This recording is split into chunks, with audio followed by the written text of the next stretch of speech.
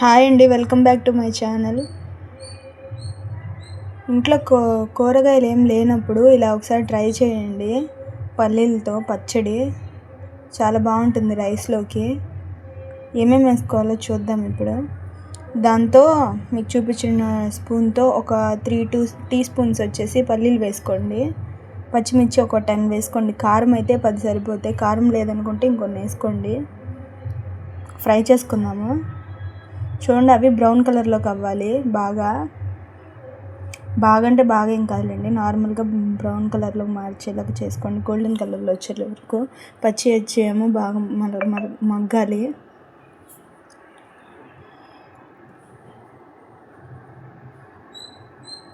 బాగా వేపుకోండి అవి.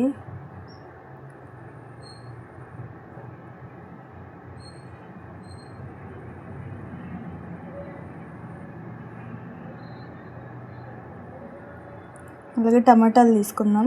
టమాటాలు ఒక చిన్నవి రెండు తీసుకోండి. ముక్కలు చేసి దానిలో వేసేయండి.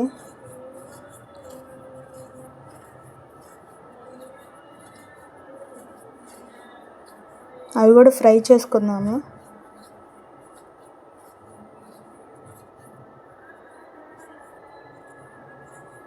బాగా ఫ్రై చేసుకోండి.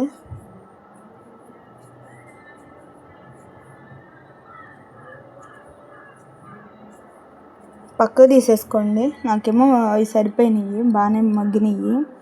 పల్లీలును పచ్చిమిర్చి తీసేసుకోండి పక్కకి.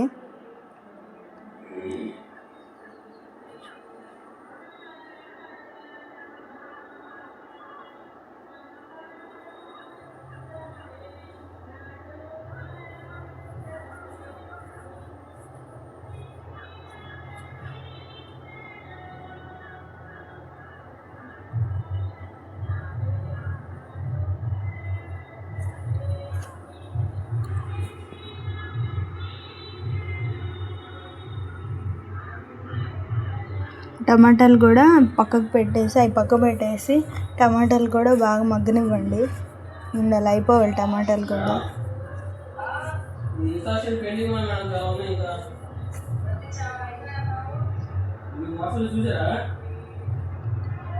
అంత సైజుగా వచ్చేసి టమాటాలు తీసుకోండి, సరిపోతాయి.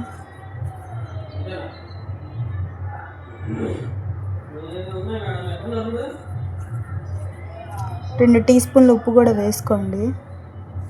చింతపండు ఏమో ఒక చిన్న నిమ్మకాయ సైజ్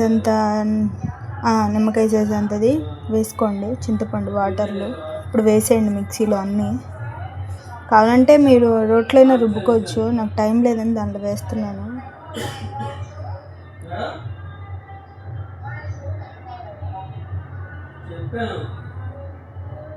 టమాటాలు కూడా వేసేసుకోండి.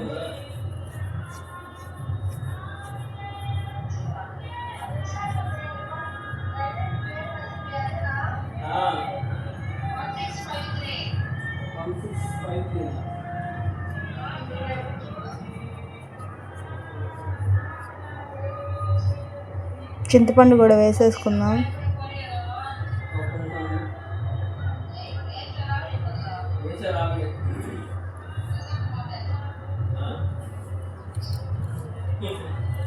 ఉల్లిపాయ కూడా వేసేసుకుందామండి, మీడియం సైజ్ది. ముక్కలు కట్ చేసి వేసుకోండి. ఇది రైస్లోకి చాలా బాగుంటుందండి. ఒకసారి ట్రై చేయండి కంపల్సరీ. కానీ మీ దగ్గర కూరగాయలు కర్రీస్ ఏం లేనప్పుడు ఇలా చేయండి. సింపుల్ అండి. పచ్చిమిర్చి, పల్లీలు, ఉల్లిపాయ, 2 టమాటాలు అంతే. ఇవి ఉంటే చాలు, పచ్చడి అయిపోతుంది. చాలా బాగుంటుందండి. ఒకసారి ట్రై చేయండి.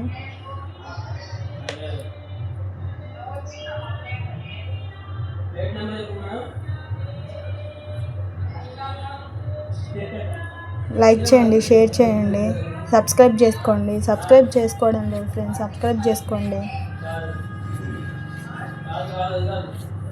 అయిపోయింది, రెడీ అయిపోయింది చూడండి పచ్చడి. ఓకేనండి, సబ్స్క్రైబ్ చేసుకోండి. బాయ్.